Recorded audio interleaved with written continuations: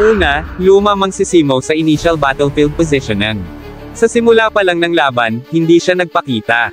Hindi siya lumapit. Hindi siya nanggulo. Tahimik siyang nag-establish ng posisyon mula sa malayo, isang sniping nest sa gitna ng kagubatan, malayo sa open area.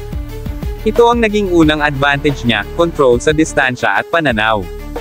Habang nililikan ni Loki ang sangkaterbang clone, habang lumalawak ang maitim na usok, habang gumagalaw ang mga replikang Diyos, nakapwesto na si Simo.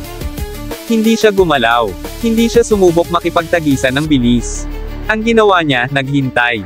Ikalawa, gumana si Simo bilang isang data-based hunter. Habang ang kalaban ay gumagamit ng clone para makakuha ng impormasyon, si Simo ay nag-o-observe. Tahimik. Tiyempo ang hinihintay.